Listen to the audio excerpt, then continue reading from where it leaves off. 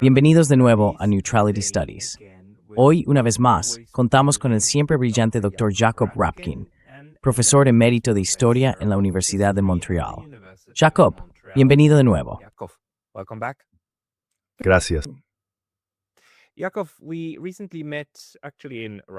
Jacob, hace poco nos vimos en Rusia, en una conferencia sobre la rusofobia, y allí hiciste una observación muy importante, que el estereotipo de la rusofobia del que hablábamos se parece mucho al estereotipo del antisemitismo. Tú mismo has escrito bastante sobre Israel, sobre cómo Israel utiliza y a veces abusa de ciertos estereotipos, y creo que deberíamos hablar de eso. ¿Cuáles son esas similitudes entre los dos estereotipos?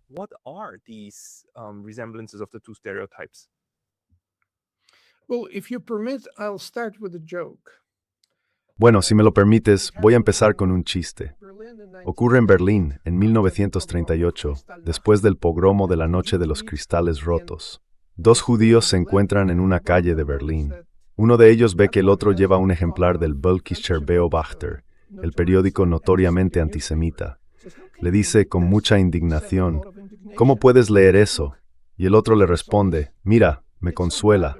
Aquí todo está fatal, pero abro este periódico y resulta que somos los más poderosos, que controlamos el mundo. La verdad es muy reconfortante. Y este chiste ilustra perfectamente lo mismo que pasa con la rusofobia. Por un lado, Rusia es una entidad atrasada, subdesarrollada y cruel. Por otro, no puede ganar en Ucrania, está perdiendo la guerra.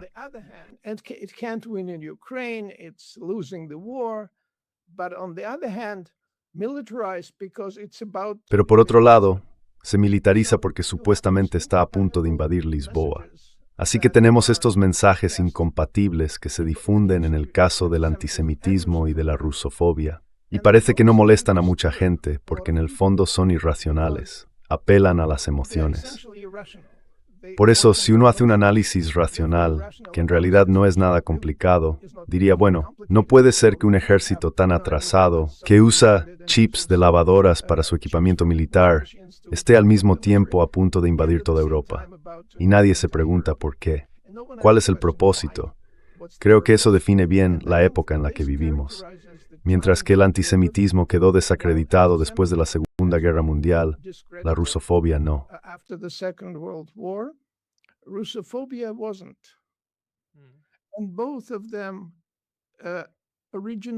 Y ambos términos se originan, bueno, yo diría que en el siglo XIX. Sin duda los dos, rusofobia y antisemitismo, surgieron en el siglo XIX. En un caso fue un intelectual judío vienés quien introdujo el término prejuicio antisemita.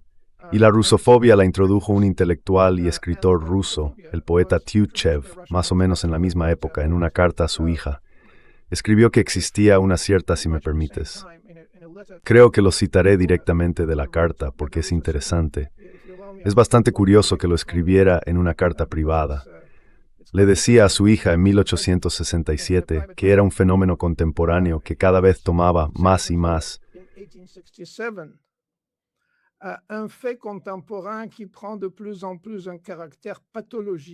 Carácter patológico.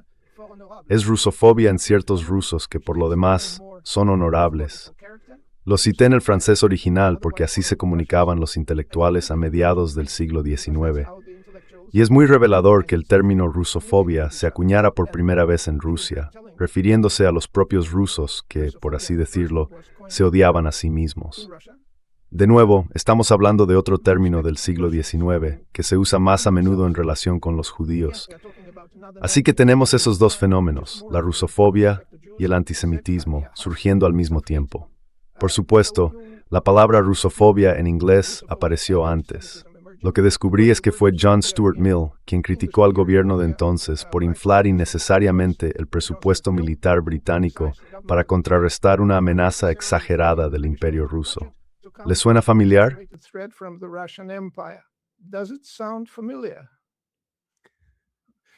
¿Copiar y pegar? Lo siento, Hantelsias. Sí. Así que Mill afirmó, la verdadera causa, sin embargo, es una que no habría sido conveniente mencionar. Los ministros están contagiados por la enfermedad epidémica de la rusofobia. Hey, just a very quick note. The best way to support this channel is by signing up for my free Substack. You can also help with a paid subscription there, or you can get some of our new merch on neutralitystudies.com. Links below. See you there. We've discussed this a lot and it is really Sabes, fascinating. hemos hablado mucho de esto y es realmente fascinante cómo una y otra vez aparecen esos estereotipos, ¿verdad? De lo que es el ruso y el judío. Son figuras muy importantes, estereotipos de paja que se utilizan para ganar apoyo político en el otro lado y luego contrarrestarlo, ¿no? Eso es también a lo que alude el chiste que mencionabas, ¿verdad? Hay que crear algo que sea al mismo tiempo ridículo, pero también inquietante. ¿Qué otros paralelismos existen? ¿Y crees que esta coincidencia temporal de los dos estereotipos es casual o en realidad van de la mano? Porque claro, Rusia, las tierras rusas y las tierras eslavas estaban en su momento muy pobladas por una proporción bastante grande de judíos, sobre todo si lo comparamos con Europa Occidental en aquella época. Jews compared to, like, let's say, in Western Europe at the time. Well, definitely. And if we Sí, sin look duda. at Y si miramos el lodo era hacia los judíos, el antisemitismo y la rusofobia se unieron en tiras nazis. they merged in the minds of the Nazis because they were fighting against Judeo-Bolsheviks. Porque estaban luchando contra los judeo-bolcheviques. Para ellos, los bolcheviques eran rusos, y la forma en que presentaban a los rusos, y por supuesto casi nunca usaban el término soviético, era muy clara. Decían rusos cuando invadían la Unión Soviética. Consideraban a los rusos como mongoles, como hordas asiáticas, y afirmaban que los atacaban para evitar que invadieran una Europa pura y culta.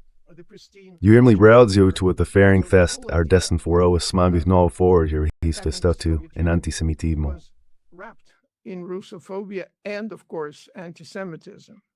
And the orders that the Germans... Y las órdenes que recibió el ejército alemán cuando invadió la Unión Soviética fueron, bueno, que iba a ser una guerra diferente. No era la misma guerra que habían librado en Francia. Aquí decían era una Vernichtungskrieg, una guerra de exterminio. Y en ese sentido tenían razón. Por una vez no engañaron a nadie, porque, y esto es muy importante, hubo al menos 10 millones de eslavos, rusos, polacos y otros que fueron asesinados por los nazis, eslavos civiles. Pero, de algún modo, eso pasa desapercibido en nuestra memoria histórica. Nos centramos en los 6 millones de judíos asesinados. We focus on the 6,000 murdered Jews. 6 millones. Somehow, 6 million, but we somehow forget Sí, about 6 millones. who were our Gypsies. Pero de algún modo nos olvidamos de los otros que fueron, bueno, los gitanos. Pero hoy estamos hablando de la rusofobia, así que quiero poner el acento en el exterminio de la población eslava. Y esa población eslava tenía que ser exterminada porque se la presentaba como Untermenschen, como una clase inferior de personas. Además, esos llamados Untermenschen debían ser eliminados porque las tierras fértiles iban a ser colonizadas por campesinos alemanes y allí no necesitaban tanta mano de obra. Así que había que exterminar a la población para dejar espacio al avance de la civilización. Así es como se presentaba. Y creo que es muy importante entender el que yo llamaría un genocidio de igualdad de oportunidades que existió durante la Segunda Guerra Mundial. Equal opportunity genocide that existed during the Second World War. Lo estás expresando con palabras muy provocadoras, pero eso de la igualdad de oportunidades en el genocidio sería, claro, el genocidio de todos los que viven en estas tierras, ¿no? No solo de los judíos. Es decir, también eliminarías a los demás.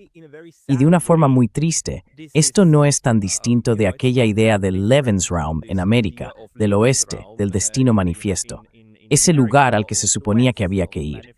Y allí, el resultado que vemos es, por supuesto, el que describió Hitler para el este, una población completamente nueva que ocupa esas tierras y que hoy vive en ellas. Así que, en un sentido muy triste, lo que estamos viendo no es más que una continuación del modo europeo de colonizar tierras, ¿verdad? Approach at colonizing lands, don't we? True. In fact, Cierto. De hecho, el primer genocidio que cometieron los alemanes ni siquiera fue en Europa. Ocurrió en el suroeste de África, a comienzos del siglo XX. Exacto. Pero eso no quedó grabado en memoria colectiva de Europa. En Namibia, Namibia. Muy poco. Creo que la actitud colonial, la actitud racista, está profundamente arraigada en la historia europea. Hablamos de que, aunque hoy en día se dice a menudo que las tropas estadounidenses luchaban contra las fuerzas del racismo en Europa, el ejército americano estaba segregado. Y cuando creo que fue de Gaulle quien pidió a Eisenhower durante la liberación de París que las unidades francesas fueran las primeras en entrar en la ciudad en lugar de las estadounidenses, la respuesta fue, de acuerdo, siempre que sean blancos. Y en aquel momento no había demasiados franceses blancos en el ejército.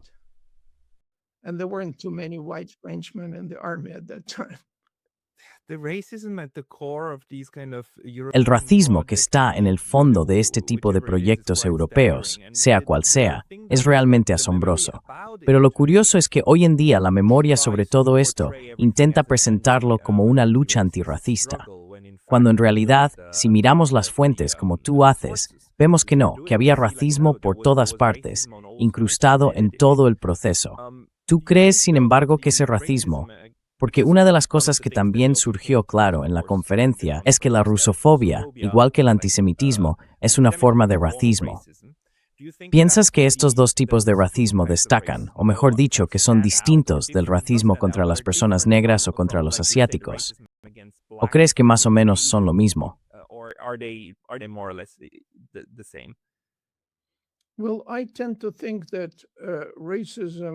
Bueno, yo tiendo a pensar que el racismo incluye distintos tipos de discriminación, de actitudes negativas y todo eso, y se basa en el esencialismo.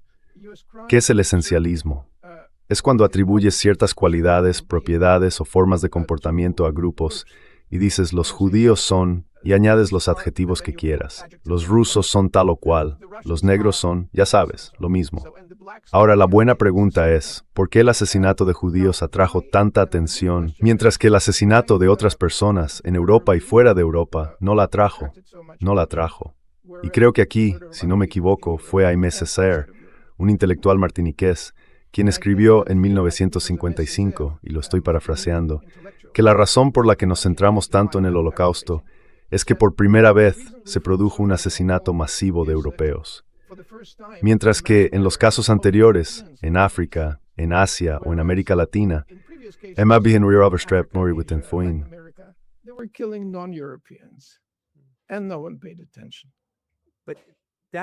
Pero esa definición suya, en realidad, también excluye a los eslavos del grupo de los europeos, ¿verdad?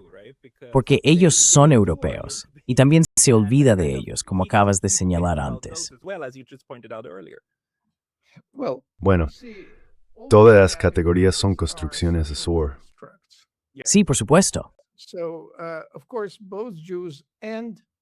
Así que, por supuesto, tanto los judíos como los eslavos fueron presentados y los rusos fueron mostrados como asiáticos. Y eso fue muy fácil.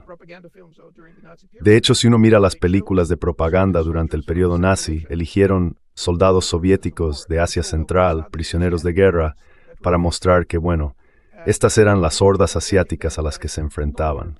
Así que realmente los presentaban como no europeos, como asiáticos. Y por supuesto en aquel momento, y yo diría que incluso hoy, ese tipo de exclusión parece legítima, porque fíjese, la forma en que se persigue a los inmigrantes unidos se basa en gran medida en perfiles raciales. Es decir, está muy claro cómo funciona.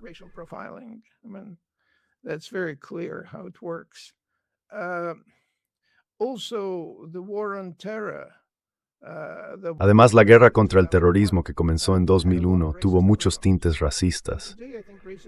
Y hoy creo que el racismo está creciendo en gran medida por cuestiones, diría, macroeconómicas y macrosociales. Ahora vivimos en un mundo en el que 17 personas poseen tanta riqueza como la mitad de la población del planeta. Este tipo de desigualdad socava por completo cualquier pretensión de democracia. No se puede tener una democracia con una situación económica tan polarizada. Y eso explica por qué la gente que está frustrada, que está descontenta, dirige su enfado hacia el otro. Y ese otro puede ser un judío.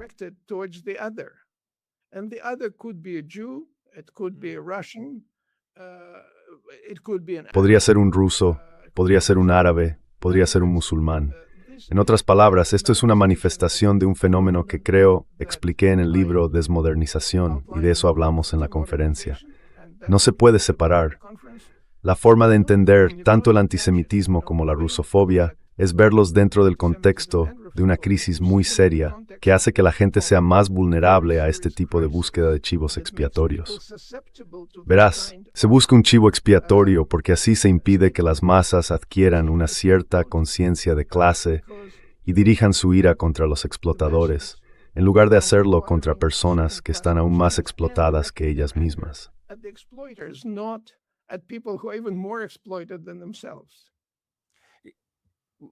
Tenemos que hablar de esto, sin duda. Y bueno, también quiero preguntarte por el uso político de todo esto, porque lo que acabas de describir, ese componente psicológico, creo que se entiende de forma bastante intuitiva.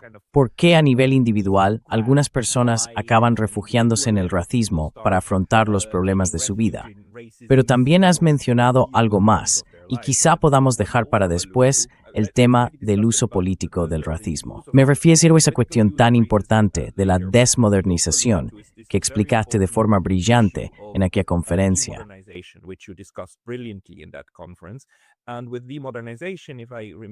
Y con la desmodernización, si no recuerdo mal, te refieres a todos esos conceptos modernos que desarrollamos, sobre todo dentro de las sociedades liberales y democráticas, que poco a poco se están deshaciendo o convirtiendo en lo contrario.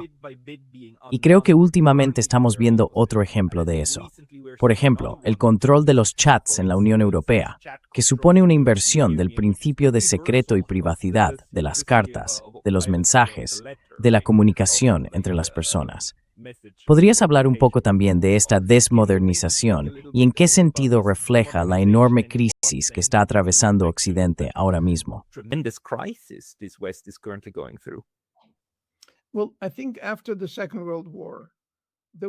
Bueno, creo que después de la Segunda Guerra Mundial hubo una conciencia de que el mundo estaba cambiando y de que teníamos que mejorarlo. Y esa conciencia surgió en el contexto de la Guerra Fría, cuando los países que habían sido colonias estaban logrando su independencia y eligiendo su propio camino hacia la modernización. Así que hubo una proliferación de teorías sobre la modernización, tanto en Estados Unidos como en la Unión Soviética.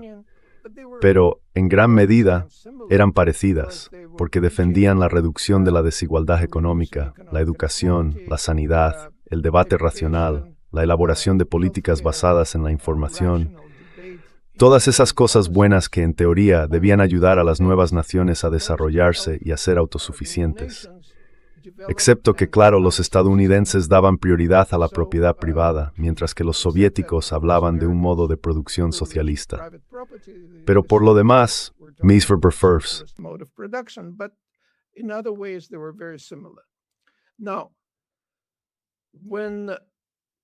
Ahora bien, cuando a finales de los años 80 se empieza a observar el inicio de esa rápida polarización en términos de ingresos y riqueza, se ve que muchas de esas características comienzan a deteriorarse. Y de nuevo, lo que ocurrió en la antigua Unión Soviética quizás sea un ejemplo más claro, porque sucedió con mucha más rapidez. Pero el mismo fenómeno se dio en otros lugares. Lo que ocurrió muy deprisa, por supuesto, fue la pauperización de la población y la concentración de la riqueza en manos de un pequeño grupo de personas en la Rusia actual, en Ucrania, en las repúblicas de Asia Central y así sucesivamente. Así que las masas se empobrecen, mientras un grupo muy reducido de personas se vuelve extremadamente rico, en una sociedad donde prácticamente no existía una estratificación económica de la que hablar, o al menos muy poca.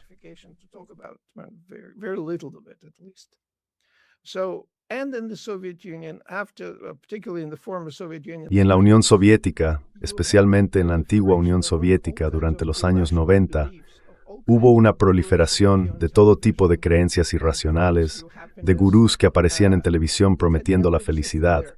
Eso nunca había existido allí. pero surgió porque había una necesidad de una explicación irracional de lo que estaba ocurriendo. Y también hubo una privatización, no solo de la industria, sino una privatización de la ira. En lugar de, déjame explicarlo, en lugar de desarrollar una conciencia de clase y decir, te están explotando, alguien está robando la riqueza que tú has creado, se decía, no, tienes que mirar dentro de ti y desarrollarte psicológicamente. En otras palabras, todo se convierte en un asunto privado. No es un problema social ni político. Lo diriges hacia ti mismo.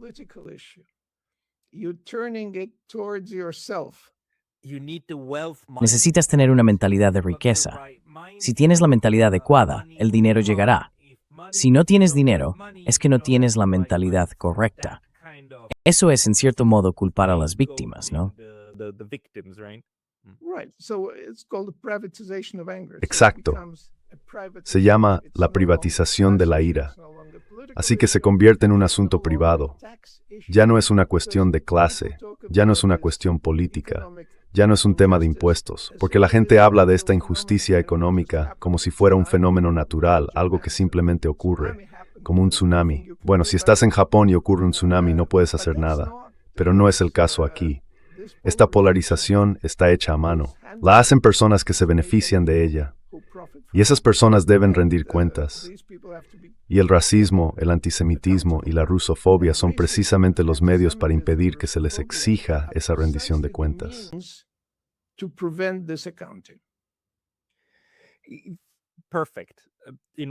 Perfecto. Entonces, para hablar ahora del uso político de estos conceptos, ¿verdad? Ya hemos tenido otras conversaciones. Alexander Mercouris hizo una presentación muy buena sobre cómo se ha utilizado una y otra vez este estereotipo rusófobo, especialmente en la literatura británica.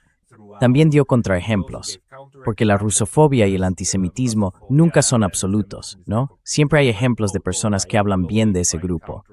Pero también existe ese trasfondo, esa corte subyacente.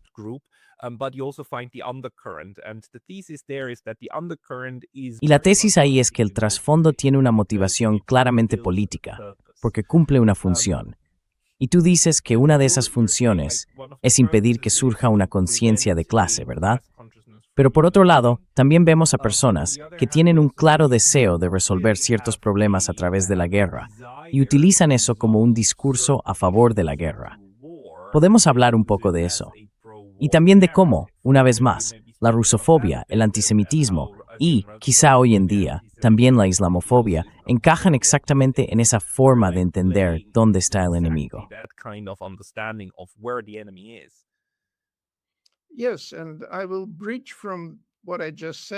Sí, voy a enlazar lo que acabo de decir con lo que me estás preguntando. Precisamente porque hay una crisis económica, están buscando la guerra. Justamente por eso, creen que la única forma de sacar a Europa y también a Estados Unidos de la crisis del occidente político es mediante la militarización. Y para militarizar necesitas un enemigo. Y el enemigo es, por supuesto, Rusia. No hace falta mucho, porque durante las décadas de la Guerra Fría se presentó a la Unión Soviética como si fuera Rusia y como una amenaza. Pero de nuevo, tanto en la Guerra Fría como en lo que ocurre hoy, no hubo un debate racional. Se daba por hecho que Stalin estaba a punto de invadir toda Europa.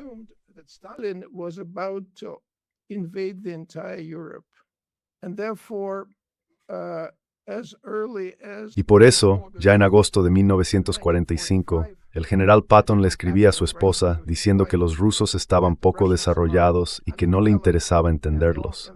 Solo le interesaba saber cuánta cantidad de acero hacía falta para matar a uno. Estamos hablando de agosto del 45, cuando la Unión Soviética era aliada de Estados Unidos. De hecho, si no recuerdo mal, fue el 8 de agosto. Y es una fecha muy significativa, porque está justo entre las dos explosiones nucleares en Japón, la del 6 y la del 9. Sí.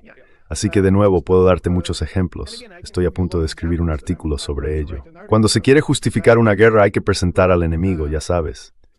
Y en diciembre de 1945, el jefe del Estado Mayor recibió un informe con planes para someter a las ciudades soviéticas a un ataque nuclear. En diciembre del 45. Estamos hablando de solo 2 meses después del final de la guerra. 1945, we are talking about 2 months after the end of the war. So we're talking about the construction of the enemy. Así que estamos hablando de la construcción del enemigo, que es algo esencial. Y creo que hubo algunas mentes sensatas que se dieron cuenta del peligro que eso implicaba. Una de ellas fue el general Eisenhower, que en su discurso de despedida al final de su mandato señaló el peligro del complejo militar industrial, que hoy en día es, como dice Jeffrey Sachs, el complejo militar industrial digital. Así que estamos hablando de la necesidad de presentar al enemigo, igual que hicieron los nazis, presentando a los rusos y a los judíos como asiáticos que debían ser exterminados. Debían serlo porque estaban a punto de atacar, a punto de controlar el mundo, a punto de someternos. Y eran cualitativamente distintos, ontológicamente distintos. Eran asiáticos. Qualitatively different, they're ontologically different, they're Asians. This racist discourse is fascinating, you know. Este discurso racista es fascinante, ¿sabes? Cómo resulta útil para distintas corrientes políticas dentro de la sociedad. Y claro, como decías antes, muchos académicos marxistas dirían enseguida, sí, por supuesto, llevamos mucho tiempo diciendo que es la estructura económica la que determina si los países van a la guerra o buscan el poder o lo que sea. Pero en cuanto surge una lucha económica, la tendencia natural del capitalismo es dirigir su violencia hacia el exterior. Y para eso hacen falta canales para transmitirla, ¿verdad? Esos caminos. En ese sentido, la rusofobia y el antisemitismo son formas de hacerlo. Y, por supuesto, también es muy conveniente tener un enemigo fuera y otro dentro, contra los que se puede luchar cada vez que algo se opone a ese tipo de estructura. ¿No te parece?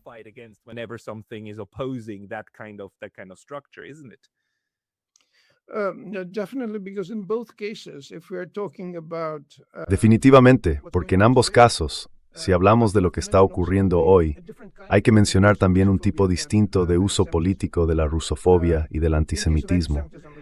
En el caso del antisemitismo, está muy a la vista. Se nota porque el Estado de Israel y quienes lo apoyan intentan presentar cualquier crítica a Israel como algo antisemita. Y el objetivo de eso es frenar el debate, impedir una discusión racional, señalando al adversario como alguien inaceptable en una conversación educada y por tanto como un argumento ilegítimo. Ahora con la rusofobia pasa algo parecido. En cuanto tú o algunos de tus interlocutores en tu canal empezáis a hablar de entender la posición rusa, de entender al Kremlin, eso por sí solo se convierte en motivo de acusación de traición. Sucio. Es algo sucio de hacer. Dirty. It's a dirty thing to do. Sorry? It's a dirty Perdón, es algo bastante feo de hacer, sobre todo en alemán. Quiero decir, en el idioma alemán, Putin versteht, que significa algo así como el que comprende a Putin, tiene una connotación negativa. Por defecto, ya ni siquiera hace falta demostrarlo. Es bastante fascinante. No, but I think No, pero creo que una vez más estás frenando un debate racional. rational debate. Exacto. In both cases, you stifle rational debate. And I think it En ambos casos se sofoca el debate racional. Y creo que es muy importante desacreditar la rusofobia, igual que se ha desacreditado el antisemitismo. Como mencioné antes, tiene que ver con la memoria histórica de los europeos y de los países de asentamiento europeo, como Estados Unidos, Australia o Canadá. Pero, y esto es muy interesante, la rusofobia no se encuentra fuera de esos límites. Es algo propio del llamado Occidente político, porque hubo una encuesta a nivel mundial sobre las actitudes hacia distintos países, y se ve claramente que, en cuanto uno sale del ámbito del Occidente político, las actitudes hacia Rusia se vuelven positivas. attitude towards Russia become positive. Estoy trabajando en un artículo que llamo El Occidente Único, para hacer una distinción con el concepto de Occidente político. Porque el Occidente político suele incluir incluso a países como Japón y Corea del Sur, pero en ese caso no encaja. Yo sostengo que en Japón no existe la rusofobia, de ninguna manera, ni en la forma ni en el fondo, como la tenemos en Europa y en Norteamérica. Simplemente no la hay. Así que hay un tipo de grupo de países occidentales que tiene estereotipos racistas muy específicos sobre los demás y los utilizan. Y los otros, bueno, pueden tener otros problemas, pero no ese. Y quizá, sí, no. Te dejo responder a esto primero y luego tengo una cosa más que añadir. Yeah, no, I'll let you reply to this first, and then I have one more thing to add. No, well, Bueno, acabo de decir que me refería a los países de Europa y a los de origen europeo, y eso no incluye a Japón ni a Corea. Sí, sí. Right. They No eran colonias. colonies. Yeah. No, but there was a certain logic of No, pero había una cierta lógica del colonialismo de asentamiento que mencioné al hablar de la invasión nazi de la Unión Soviética o del asentamiento israelí, sionista, en Palestina. Y hay muchos otros ejemplos en los que se recurre al prejuicio.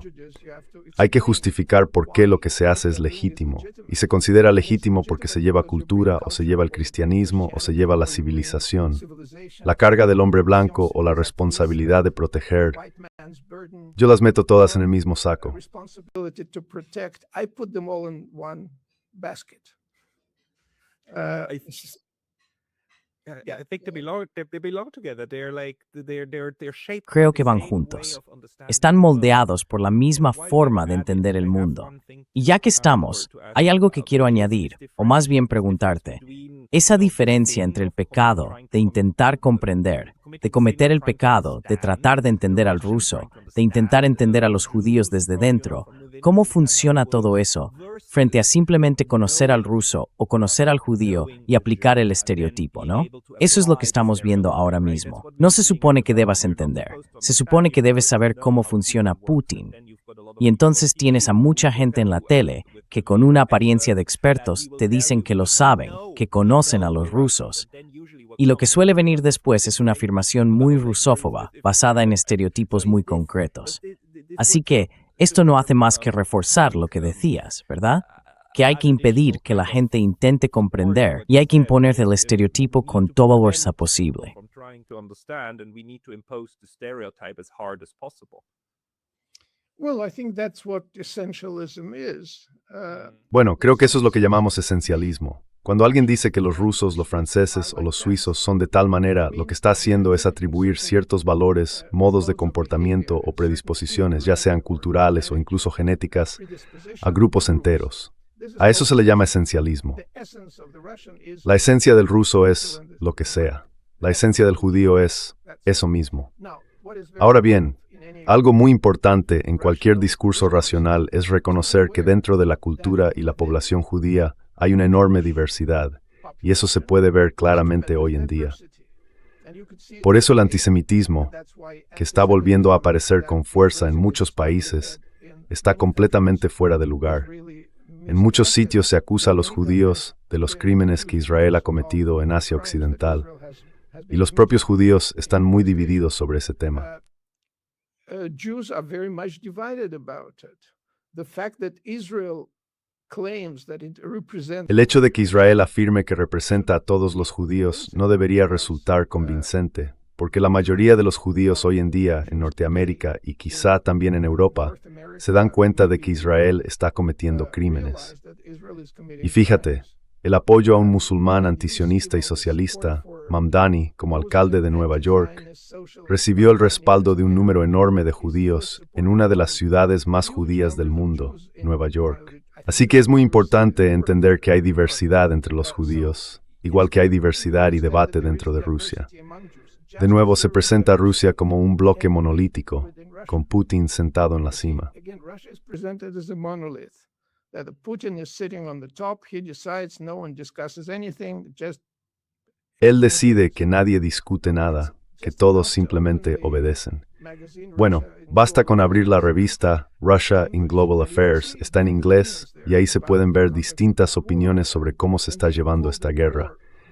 Y la llamaron guerra mucho antes de que Peskov lo admitiera hace poco. Así que sí, hay debate. Hay debate en los círculos de política exterior en Rusia sobre Rusia misma, sobre la posición de Rusia en el mundo, sobre la actitud hacia Estados Unidos. En eso nos also so, to that sintetristigers it's a very nolly broy. Es en realidad un set point muy compomper. So it's a very, very complex picture, but racists don't like complex pictures. Pero a los racistas no les gustan las cosas complejas. Para ellos todo es sencillo, dicen. entiendo a los rusos y luego completan la frase como quieran. Y por eso hay que militarizar. Hay que garantizar nuestra seguridad mediante la disuasión y por medios militares. Lo que antes se daba por hecho, que la diplomacia podía conducir a una seguridad mutua, se ha descartado, totalmente descartado.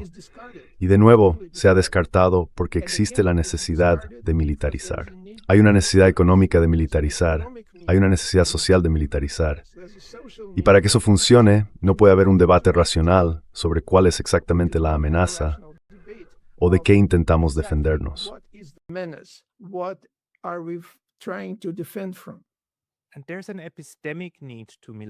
Y hay una necesidad epistemológica de militarizarse. Quiero decir, creo que en Europa estamos justo en ese punto ahora, porque tuve esta conversación la semana pasada con una periodista suiza. Y ella me preguntó, muy en serio y con total honestidad, ¿no es cierto que los países pequeños simplemente necesitan que los países grandes sean sus protectores, que estén ahí para ofrecerles garantías de seguridad? De lo contrario, los pequeños acabarán desapareciendo. Y tuve que explicarle, mira, si en el entorno internacional solo tienes amigos, si nadie quiere atacarte, esa es la mejor seguridad que puedes tener.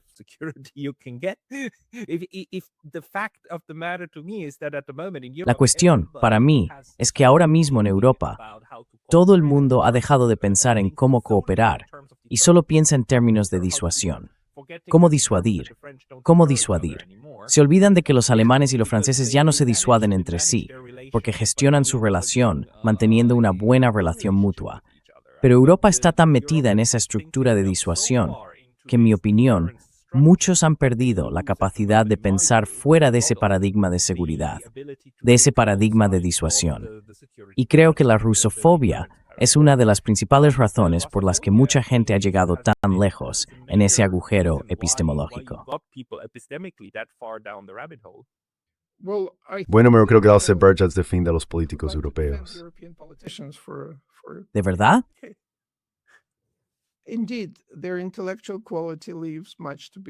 En efecto, su nivel intelectual deja mucho que desear.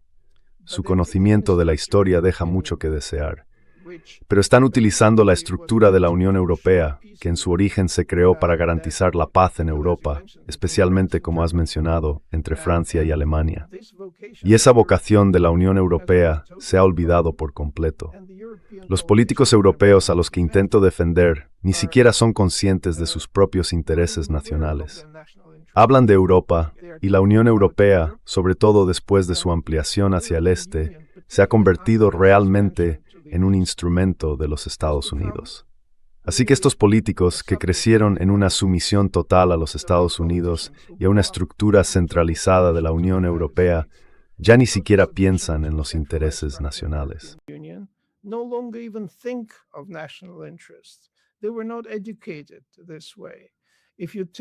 No fueron educados así.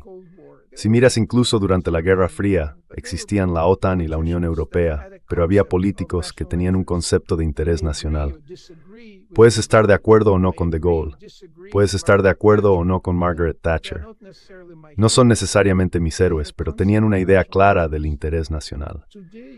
Hoy en día tenemos políticos que, sinceramente, no resultan impresionantes. Y no lo son porque ha habido una especie de selección, una selección natural, si se quiere, para ser obedientes a Estados Unidos, para ser obedientes a ese occidente colectivo, si se quiere, sin ninguna legitimidad democrática.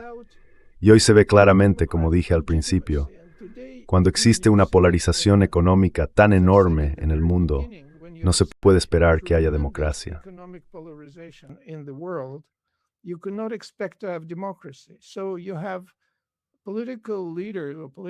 Así que tenemos a líderes políticos, o bueno, llamémoslos líderes por falta de una palabra mejor, como Merz o Macron, o el antiguo o el nuevo primer ministro británico, da igual. Son extremadamente impopulares. Y aún así, están tomando decisiones trascendentales para desmantelar el estado del bienestar en favor de la militarización, sin ningún mandato democrático para hacerlo. Sabes, en el caso de Canadá es especialmente absurdo, porque el único país que ha amenazado a Canadá varias veces ha sido su vecino del sur, Estados Unidos.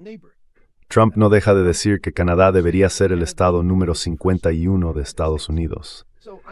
Así que entiendo que el establishment canadiense esté preocupado y que intente defender a Canadá de Rusia y de China. Pero de nuevo, es absurdo.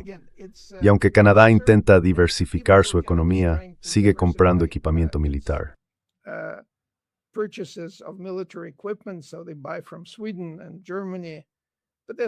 Así que compran a Suecia y Alemania, pero siguen comprando muchísimo a Estados Unidos, el único país que amenaza la existencia de Canadá. Eso demuestra que el interés nacional no es un concepto, sino más bien una sumisión a la voluntad del occidente colectivo. Y fíjate, ni siquiera hablo de Estados Unidos como tal, porque tenemos que entender que además del poder político, existe un poder financiero que tiene que pensar de otra manera. Mientras los políticos se eligen o no cada 4 o 7 años, según el país, Goldman Sachs tiene que planificar con décadas de antelación. Las grandes instituciones financieras tienen que ser muy racionales en lo que hacen. Y es precisamente esa racionalidad la que se transmite a la población en términos extremadamente irracionales.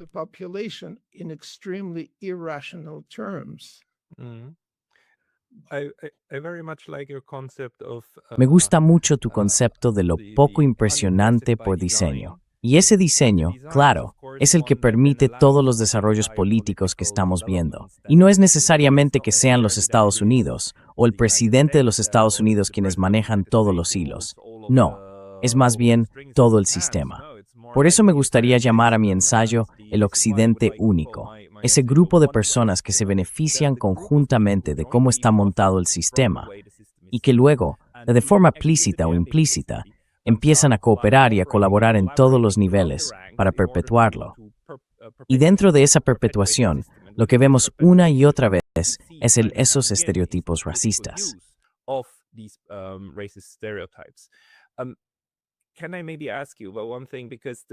Puedo preguntarte algo, porque creo que hay una diferencia importante entre cómo se desarrollaron la rusofobia y el antisemitismo después de la Segunda Guerra Mundial.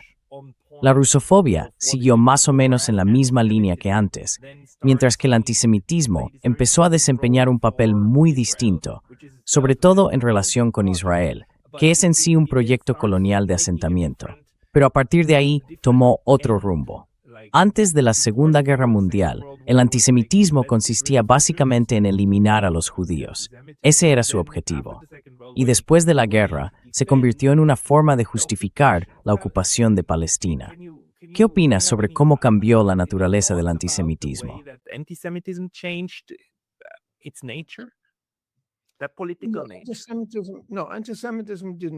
Ese nombre político. No, el antisemitismo no ha cambiado. El antisemitismo es racismo contra los judíos, contra el judío. Y hay mucha gente que lo cree así. Así que no ha desaparecido, no ha cambiado. Lo que sí ha cambiado es que el antisemitismo quedó desacreditado después de la Segunda Guerra Mundial y por eso se convirtió en una acusación que hace que la gente se eche atrás. Y como Israel se presenta como el Estado judío, y podemos hablar de hasta qué punto esa afirmación es legítima, porque es muy problemática, los judíos acaban siendo rehenes de las políticas israelíes, los judíos de otros lugares también, no solo allí. Y para la gente con poca formación, o para quienes buscan soluciones simples y son antisemitas, atacan a judíos en otros países, donde quiera que vivan, porque piensan que así ayudan a los palestinos, o que contribuyen a la justicia mundial, y cosas por el estilo.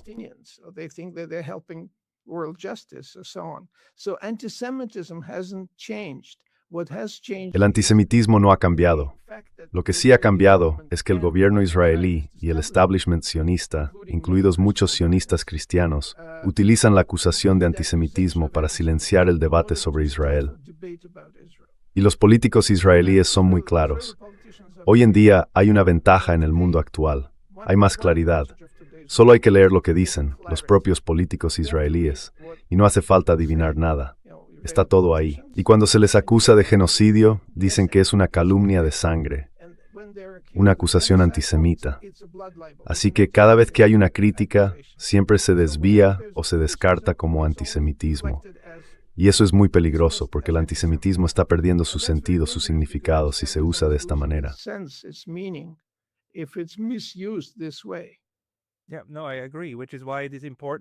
Sí, estoy de acuerdo. Por eso es tan importante, una y otra vez, insistir en la diferencia entre el judaísmo, el sionismo y el Estado de Israel como proyecto político, que en esencia es el sionismo. Pero hacemos esta distinción, porque si no caemos en la otra parte de la trampa, ¿verdad? Confundir a los judíos con los sionistas. En realidad, eso forma parte de la trampa. Yeah, well, Sí, bueno, ya sabes que hay un aspecto que mencioné brevemente al principio, el odio hacia uno mismo. the self-hate. Exacto. And I think it is important to understand. Y creo que también es importante entenderlo en el contexto tanto del antisemitismo como de la rusofobia. Ahora bien, os recuerdo que en una carta a su hija, Turgenev escribió sobre la rusofobia como una enfermedad de los propios That rusos. is the disease of the Russians. Allá. And John Stuart Mill referred to. Y John Stuart Mill se refirió a esto como la enfermedad de los británicos.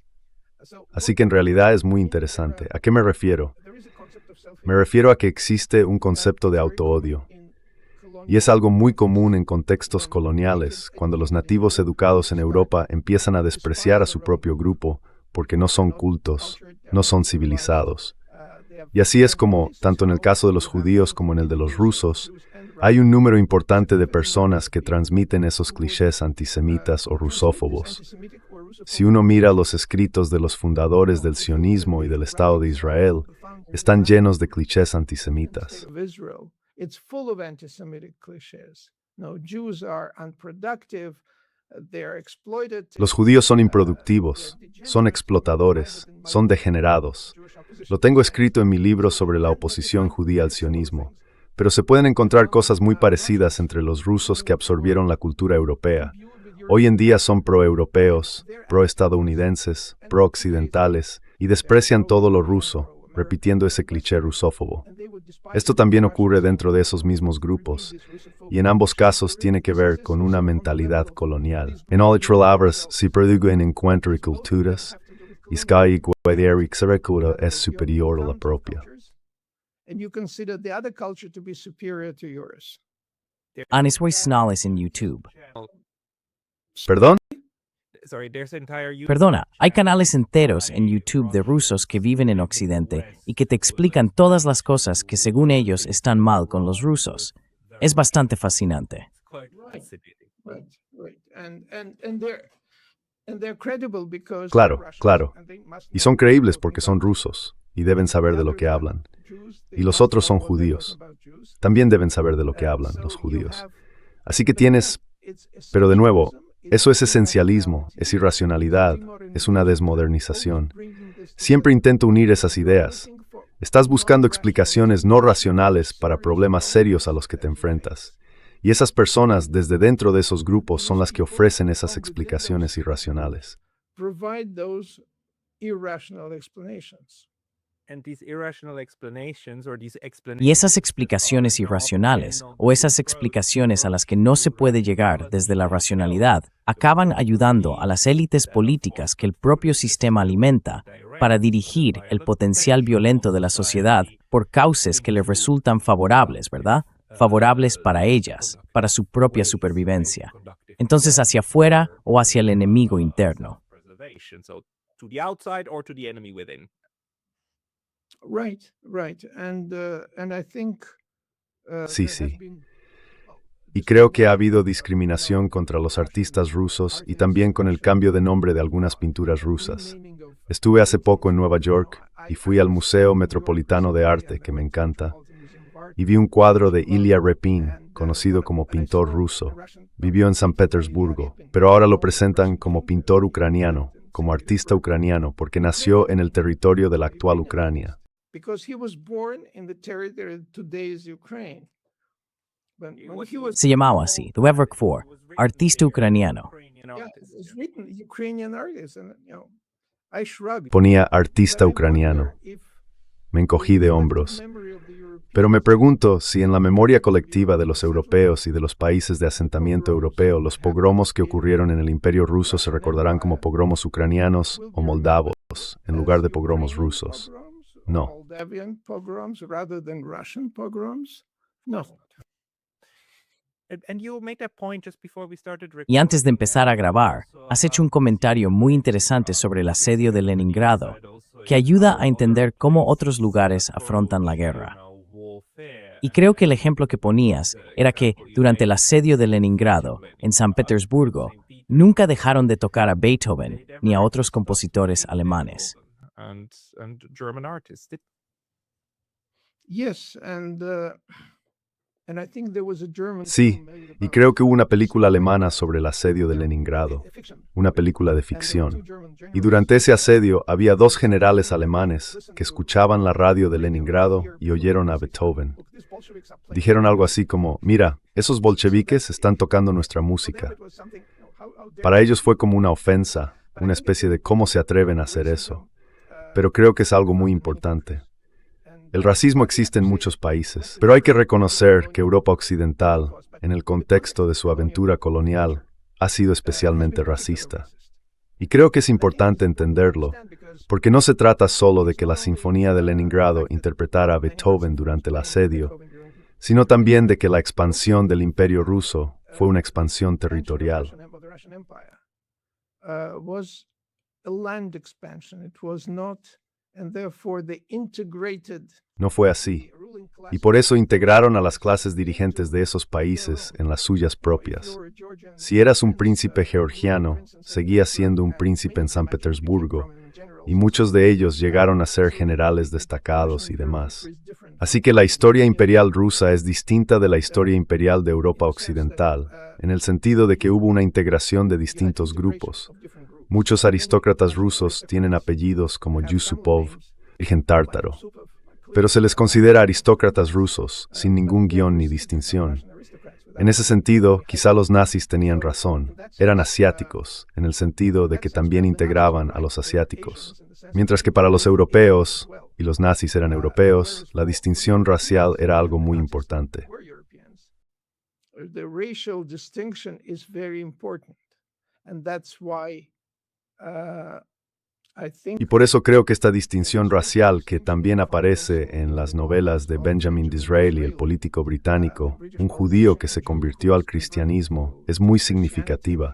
Él escribió sobre eso, escribió novelas entre otras cosas, y la dimensión racial estaba muy presente en ellas. Y Hitler, en 1941, escribe que, ya sabes, nosotros, los nazis, también entendemos que la raza es el concepto clave para comprender el mundo, tal como ese judío Disraeli escribió en sus novelas. Así que hay que entender que cuando Herzl, el fundador del sionismo político, escribió, los antisemitas serán nuestros mejores aliados y amigos, sabía que lo que estaba fundando era coherente con el antisemitismo que existía en Europa. Congruent with the anti-Semitism in Europe. Mm. You know, we're reaching the 1 hour mark. Ya sabes, estamos llegando a la marca de 1 hora. Ha sido una conversación fascinante y seguramente tendremos que continuarla en otro momento para hablar de esas distintas versiones del imperio. El imperio integrador, como el modelo ruso, frente al imperio étnico, basado en la expansión de la raza o en la expansión del territorio con quienes estén allí. Pero eso nos llevaría demasiado lejos. Jacob, ¿hay algo que no hayamos tocado y que para terminar te gustaría comentar? Well, I would like to say that racism Me gustaría decir que el racismo debería entenderse en un sentido amplio, no solo en función del color de la piel. Por ejemplo, hubo racismo contra los irlandeses durante la ocupación británica, durante la ocupación inglesa de Irlanda. Y existe, quizás sea un mito, pero se oye mucho en Montreal, la idea de que hubo una época en la que alguien entraba en unos grandes almacenes, hablaba en francés y le respondían, habla blanco. Ambos, por supuesto, eran blancos. Y, por supuesto, la rusofobia y el antisemitismo también afectan a personas blancas. Me parece que el racismo, como de antes, es un fenómeno que no discrimina a nadie. As I said before, is an equal opportunity phenomenon. Muchas gracias, porque la igualdad de oportunidad me aún menos atractiva de que antes. Vaya, Jacob, la gente quiere encontrar tus escritos. ¿Dónde es el mejor sitio para hacerlo? I have a website which Tengo una página web que puedes incluir ahí. Estoy intentando crear un Substack, pero de momento mis habilidades técnicas no me lo han permitido. También tengo un perfil en Academia. Te enviaré ambos enlaces para que los incluyas en la grabación. Los dejaré en la caja de descripción aquí abajo y sin duda volveremos a hablar pronto. Profesor Jacob Repkin, muchísimas gracias por su tiempo hoy. So much for your time today.